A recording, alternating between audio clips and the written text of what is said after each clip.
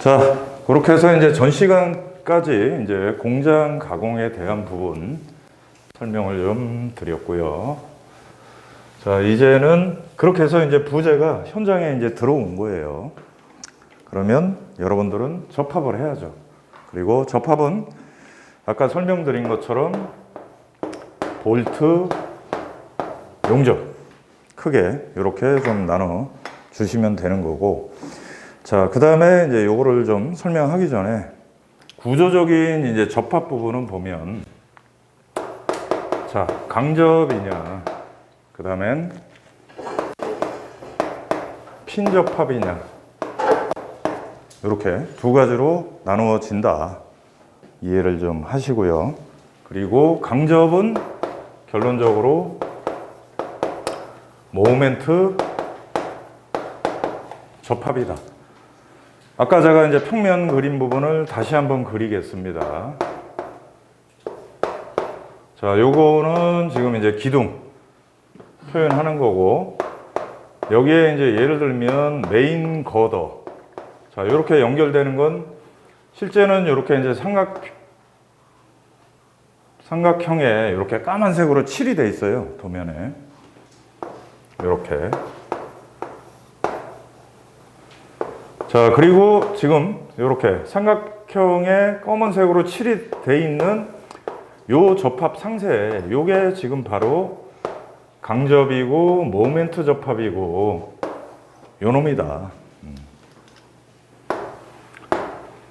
자, 그 다음엔 요 거더를 연결해주는 요 빔, 요렇게 이제 일자로 표현되어 있는 거, 요게 바로 뭐 전단 접합, 핀 접합 이렇게 돼 있는 거다. 이해를 하시라. 자, 결론적으로 뭔 얘기냐면, 자, 기둥이 있고 여기에 이렇게 이제 거더 부재가 이렇게 연결이 돼요. 그러면 강접이다, 모멘트 접합이라 하면, 자, 여기에 힘을 받으면 이 힘이 어떻게 되는 겁니까? 기둥하고 일체화가 돼서 기둥 자체에도 이렇게 밴딩을 주는 힘이 생기는 거죠. 그게 바로 모멘트지.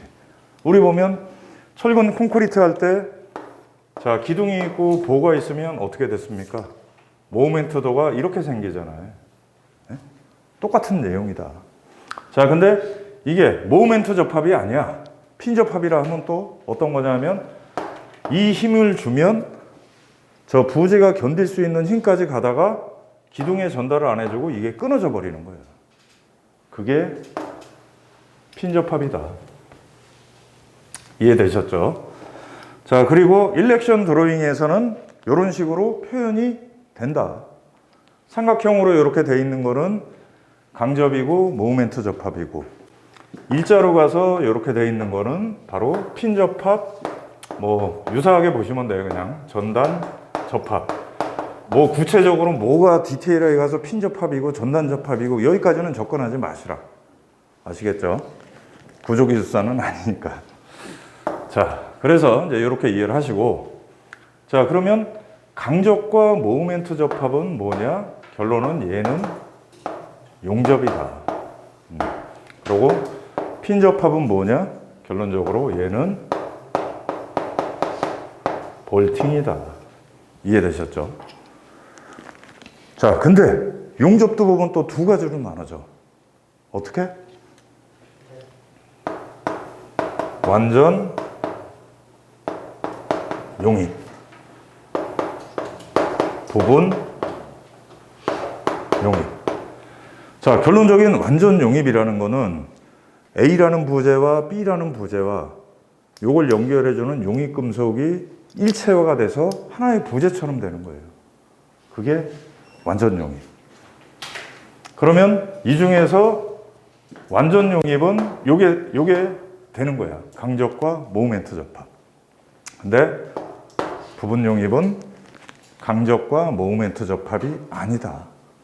그래서 부분 용입은 이따가도 설명드리겠지만 무슨 용접이에요? 얘가 대표적인 게 모살 용접. 그렇죠.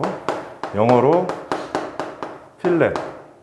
완전 용입은 그렇죠. 버트 용접. 뒤에 영어로 용접이 영어로 웰딩.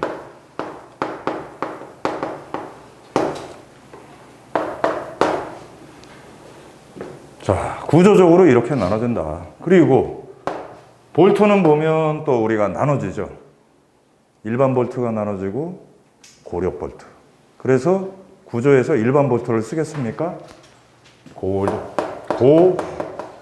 고장력 볼트다 해서 이렇게 기억을 하시고, 나중에 또 설명드리겠지만 볼트의 교재 한번 봐보세요. 접합 방식은 어떻게 나눠진다? 마찰이냐, 인장이냐, 지압이냐. 그래서 세 가지로 나눠진다고 보시면 되는 거고, KS나 우리 구조 설계에서는 우리는 다 마찰로 규정을 하고 있다. 그래서 마찰, 접합. 그리고 현장은 우리가 관리하기 편하게 가기 위해서 고장력 볼트인데 어떤 볼트를 써요?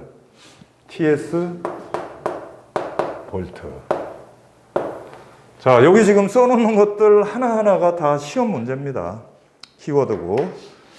그래서 이렇게 접합 방식과 지금 이 구분들 여러분들이 개념을 머릿속에 정리를 해 놓으시라는 얘기입니다.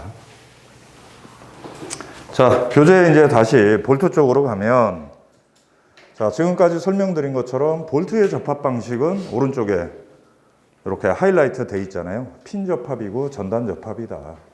힘을 받으면 얘가 끊어지는 거지, 기둥 부재나 이런 쪽에 같이 힘이 연결돼서 모멘트 발생을 시키는 게 아니다.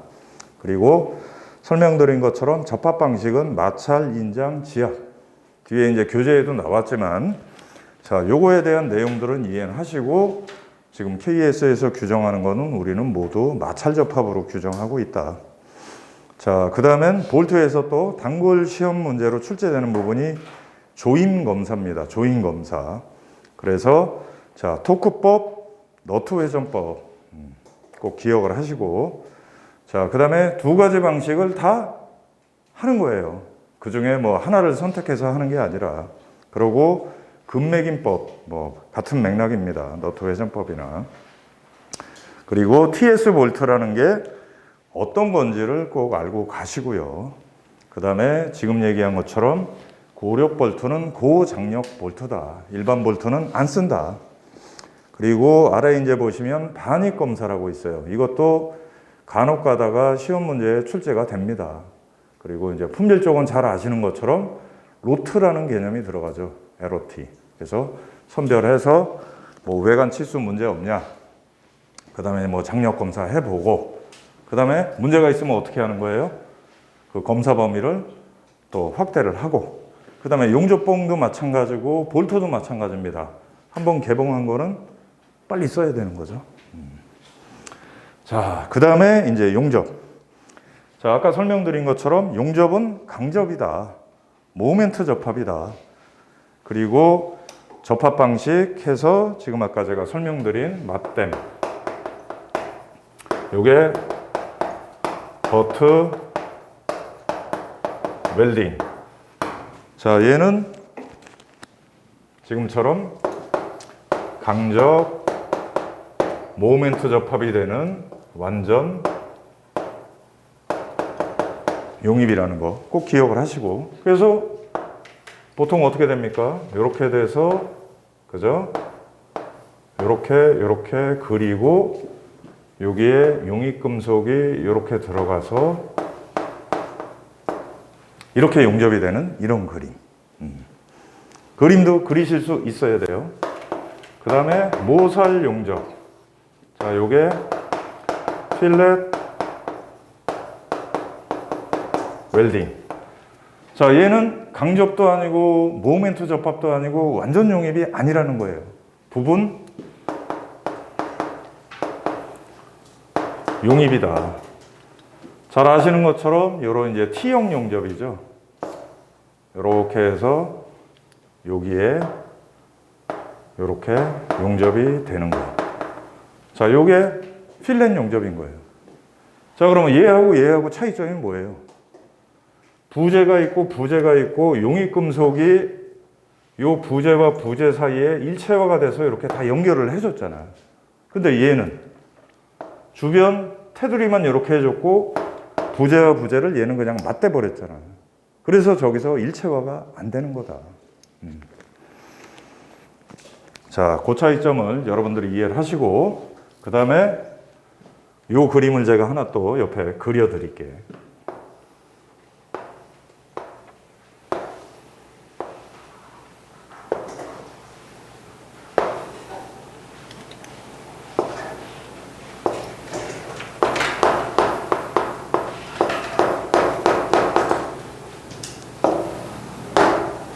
자, 얘하고 한번 비교해봐요. 그림이 약간 틀려. 얘는 무슨 용접이에요?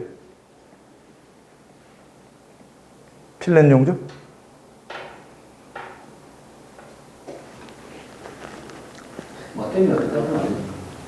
그렇습니다. 바로 이거야. 얘랑 얘처럼 부재와 부재끼리 만난 게 아니라 떠 있잖아요. 단면을 만약에 이렇게 자르면 기둥 부재가 있고 이렇게 개선을 처리해 가지고 보부재가 와서 이렇게 완전 용입한 거랑 똑같은 거야. 그러니까 여러분들 헷갈리지 마시라는 거야. 헷갈리지 마시라는 거야. 자, 얘는 필렛 용접이 아니고 맞댐 용접이 될 수 있는 거고 완전 용입이 되는 거다. 그리고 이제 이 그림은 어디서 많이 나옵니까? 라멜라 테어링. 그래서 이렇게 부재를 용접을 할 때 실질적인 이제 두꺼우니까 한 번, 두 번, 세 번, 네 번, 다섯 번 이렇게 이제 용접사를 올려서 이렇게 용접을 하다 보니까 이 용접열 때문에 내부 층이 이렇게 깨져버리는. 그래서 항상 제가 말씀드리는 것처럼 혼돈하지 마시라. 자, 정확한 개념을 이해를 못 하시면 얘하고 똑같은 거로 이해를 하시는 거야. 그래서 그 설명을 좀 드리는 거라. 예, 그림도 그리실 수 있어야 되고 개념 차이를 명확하게 요 두 개의 차이점을 이해를 하시라는 얘기입니다. 자, 그리고 이제 아래쪽에 내려가시면 자, 용접 방법은 이제 CO2 반자동 용접, 그 다음에 피복 아크 용접 두 개는 현장에서 이루어지는 용접이다. 자, CO2 반자동 용접은 아까 공장 쪽에서도 등장을 했습니다. 그래서 더 중요하다. 가장 많이 쓰이고 있다. 그리고 얘는 본 용접을 할 때 쓴다. 본 용접. 자, 근데 아크 용접, 피복 아크 용접은 본 용접에는 못 써요. 그 대신 아까처럼 용접 부위에 가조립할 때 뭐 태그로 두 개, 세 개 해서 고정할 때는 쓸 수 있다. 그리고 피복 아크 용접은 여러분들이 이제 현장에서 많이 보셨을 거야. 창호 쪽이나 잡철, 금속 설치하시는 분들 뭐 요만한 거 들고 다니잖아요. 그래서 이렇게 땅에다가 다른 데다가 감전 안 되게 아스 처리하고 홀더에 용접봉 잡고 해서 이렇게 지지는 거. 자, 그러면 CO2 반자동 용접은 어떻게 됐냐 하면 그것도 이제 교재나 나올 텐데, 자, 용접하는 구간 옆에 이렇게 이제 가스통이 있습니다. 그래서 연결이 되고, 그 다음에 심선이라고 돼 있어요.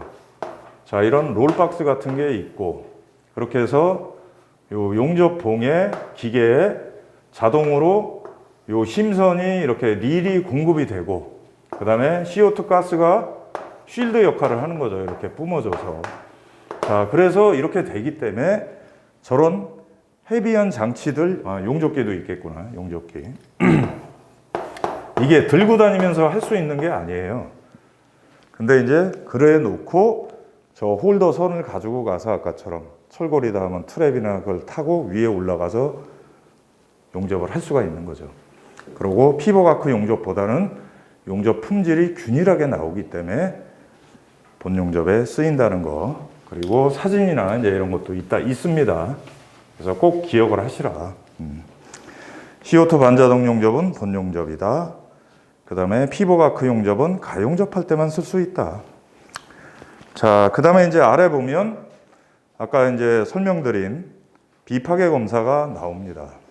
그래서 설명드린 것처럼 RT, UT, MT, PT 이렇게 나눠지는 부분이고, 자, 내부 결함은 어떤 용 비파괴 검사가 확인이 가능하다고 했습니까? 아까?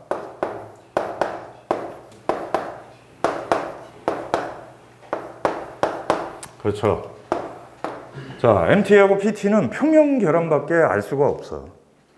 그리고 내부 용접부의 결함을 찾을 수 있는 거는 바로 RT하고 UT다. 자, 근데 RT는 뭐예요?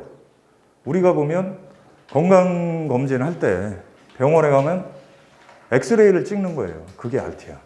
근데 단점은 뭘까? 현장에서 뭐 한 10몇 층 된데 기둥하고 보하고 연결된데 내부 결함 확인하려는데 RT 검사로 가능해요? 안 되지. 그 장비를 끌고 올라갈 수 없고, 그 다음엔 RT의 핵심은 뭐예요? 용접부가 겹쳐버리면 안 되는 거예요. 여기서 이제 방사선을 쏴서 저기에 이제 현상되는 부분이 있는데, 지금처럼 뭐 기둥 부재다, 박스 칼럼이라고 치자고요. 박스 칼럼. 자, 이렇게 해서 각각의 단판을 내서 이렇게 용접을 해서 이렇게 했는데, 자, 여기서 이렇게 쏴서 여기서 하면 이 부분하고 오버랩이 돼 버리잖아. 자, 그런 데는 RT를 적용을 못 한다. 그래서 UT가 가장 활용도가 많다. 용접부에 사람이 올라가서 어떻게 하는 거예요? UT가 뭡니까? 약자가. 울트라소닉 테스트죠. 그래서 여기 보면 용접부가 이렇게 있으면 뭐 탐촉자 뭐 이렇게 해서 쏴가지고 이렇게 돼서 뭐 반영되는 전파를 가지고 요 부분에 결함이 있는지, 그래서 모든 현장의 주요 용접부는 UT로 간다는 거, 그걸 꼭 기억을 좀 해주시면 되겠습니다.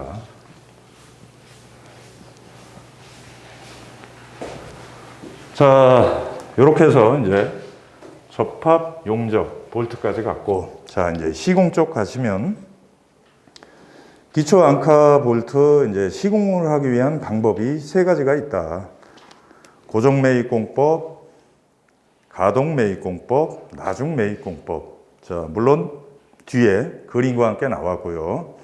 자, 요것도 이따금 용어로 이제 출제가 되고, 아마 전에 시험까지 나왔기 때문에 뭐 요번에 또 나올 확률은 희박하지만, 그림을 그리시고 어떤 차이점이 있는지를 여러분들이 답안으로 작성하실 수 있는 수준까지 가시고요.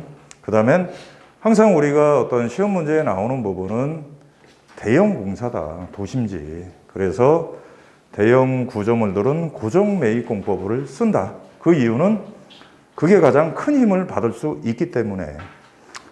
자, 그리고 또 마찬가지 동일한 부분이 이제 기초 상부 고름질에 대한 공법. 그래서 마찬가지 여기도 나중 부분 채워넣기, 나중 전체 채워넣기, 전면 발음 동일하게 가는 부분인 거고, 자, 여기서도 대형 구조물은 나중 부분 채워넣기로 간다. 그래서 그거 꼭 기억을 하시고, 각각 얘도 용어 쪽에 출제가 됩니다. 그리고 용어 쪽에 출제가 되면 마찬가지 저 세 공법에 대한 걸 간단하게 그림을 그려서 비교표를 넣어주는 건 필수적으로 같이 가신다고 보시면 되겠습니다. 자, 그리고 이제 논술 쪽에 이제 가장 많이 출제가 되는 부분들이 현장 세우기다. 그래서 자, 여기 나와 있는 것처럼 항상 자, 이렇게 이제 기둥 부재가 오면 아까 고름질하고 기초 앙카 볼트 받고 이렇게 해서 이제 간단하게 얘기하면 이렇게 세워놔요. 보 걸고, 그 다음에 여기에 이제 빔도 걸고.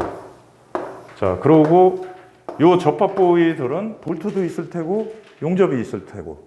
근데 왜 바로 본조립으로 안 가고 복잡하게 가조립이 있는 거예요? 자, 우선은 저렇게 해서 여기도 만약에 용접보다 하면 가용접을 하는 거예요. 저런 데는 아까처럼 피보가크 용접으로 가능해. 볼트다 그러면 가조립을 하는 거야. 볼트 20개 있으면 20개를 다 채우는 게 아니라 최소한 몇 개? 2개. 네. 자, 그래 놓고 결론적인 건 뭡니까? 이 다음에 뭘 하는 거예요? 가조립 다음에. 그렇죠. 맞아요. 지금 우리는 보면 계측이라고 하자 이거죠. 예측, 검측이 아니라 그렇게 해서 자, 나와 있는 허용 오차, 한계 오차 기준 안에 드는지 수직도는 제대로 돼 있는지 수평도는 맞는지 확인을 해서 안 맞으면 어떻게 해야 돼? 그 안에 들어오도록 해야죠. 그렇게 하기 위해서는 어떻게 해야 돼? 그렇죠. 사람이 가서 미는 게 아니라 여기다가 이거를 여러분들이 그리시라. 이렇게 가조립을 하고 저렇게 와이어하고 턴버클을 해서 지금처럼 기둥이 보니까 이쪽으로 좀 기울었어. 그러면 이걸 당겨서 얘를 잡든가 그렇게 해서 변형 바로잡기라는 거죠. 예측을 하고 변형 바로잡기를 한다. 그리고 이렇게 하기 위해선 지금처럼 와이어와 턴버클 이렇게 해서 뭡니까? 허용 오차, 관리 오차 이내로 들어오게 해서 다시 또 계측을 했더니 맞아. 그러면 그때 뭘 하는 거예요? 이제 본조리. 그래서 볼트 같으면 본체결에 들어가는 거고 용접 같으면 CO2 반자동 용접으로 구조 계산 도면에 나와 있는 대로 용접 두께, 용접 길이를 준수를 해서 용접을 해야 되는 부분이다. 자, 그리고 이제 교재에 나와 있는 것처럼 허용 오차에 대한 기준도 여러분들이 복잡하지만 암기를 해서 답안에 작성하시면 좋겠다. 자, 근데 탑다운 현장도 마찬가지입니다. 그죠? 무슨 공법이라고 했어요? 토공사할 때 철골로 가는 공법이 기억이 안 나죠? PRD? PRD는 그냥 순수하게 기둥이고 1층 슬라브를 이렇게 타설하고 PRD 기둥들이 있는데 철골 부재를 내려서 이렇게 연결하고 슬라브를 치는 공법이 뭐라고 했어? 그거 중요하다고 했잖아. 탑다운 쪽 내가 이제 시험 문제 나오면 SPS 공법이잖아. 그럼 여기도 마찬가지야. 여기도 이 철골 부재 이렇게 해서 뭐 보호 프레임, 뭐 PRD 기둥이 있고 할 때 이걸 걸 때 자 기둥도 또 마찬가지 아니겠어요? 저 안에 장비나 백호나 가다 보면 이렇게 툭 쳐가지고 얘도 이런 식으로 될 수 있어. 그러면 얘도 본조립할 때 어떻게 턴버클 와이어로 하나? 아니, 포크레인. 그렇죠, 맞아요. 여기서는 포크레인 장비를 갖다가 이렇게 해서 이렇게 한다. 참고적으로 알고 가시라. 자, 이제 이렇게 해서 기둥, 보호, 프레임 이제 본조립까지 끝났어요. 자, 그러고 나면 슬라브는 이제 뭘로 타설합니까? 여기에 이제 바로 철골 구조는 데크 플레이트다. 해서 데크가 또 여기도 등장을 하는 거예요. 여기도. 그리고 지금 철분 콘크리트 할 때도 제가 설명을 드렸죠. 데크는 거의 90% 이상이 지금 무슨 데크를 쓰는 거예요, 우리가? 철근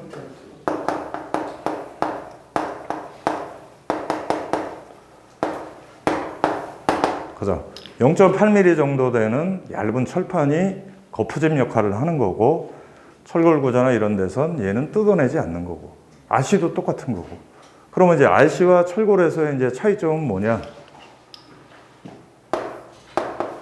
자, H빔이 이렇게 있으면 데크 플레이트 여기 겹침 길이 이렇게 가서 여기서는 태그 용접으로 고정을 하는 거예요. 그러고 또 여기서 이제 알고 가야 되는 게 밑에 뭐가 있어요? 전단 연결 철물. 그죠?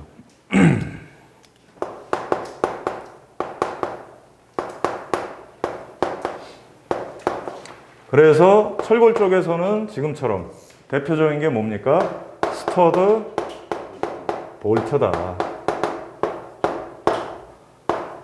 그래서 요거를 여러분들 꼭 기억을 하시라.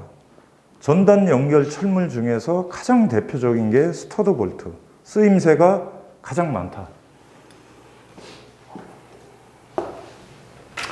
자, 데크 플레이트가 이렇게 해서 이제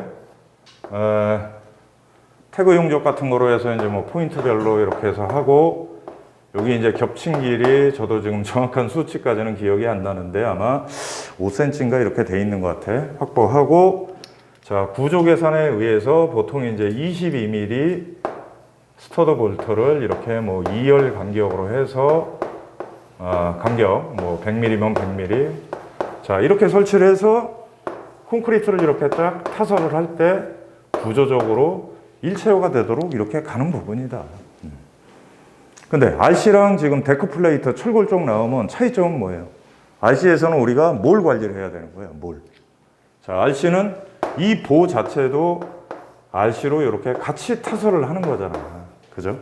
그리고 여기에 데크 플레이트가 이렇게 설치되고 데크에 이제 보통 보면 트러스 죽은 방향이니까 얘는 자빠지지 말라고 이렇게 크랭크라는 게 있어요. 크랭크. 이렇게 갈고리처럼 돼 있는 거.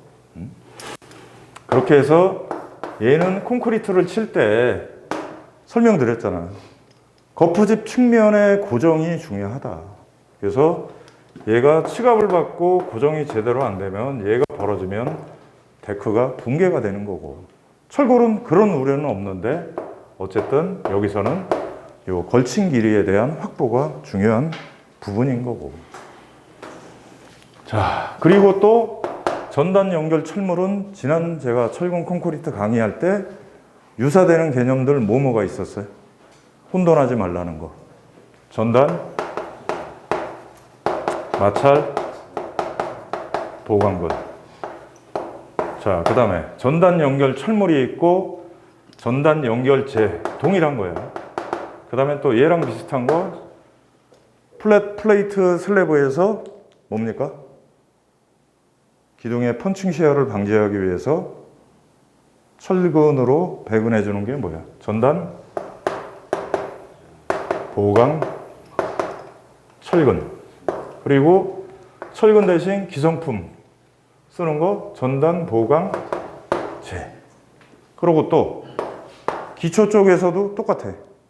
매트 기초에서 기둥의 펀칭 시야를 방지하지만 또 어떤 목적이 있다고 했어요? 그걸 씀으로써 기초 두께를 줄여줄 수 있는 거. 걔는 또 뭐야?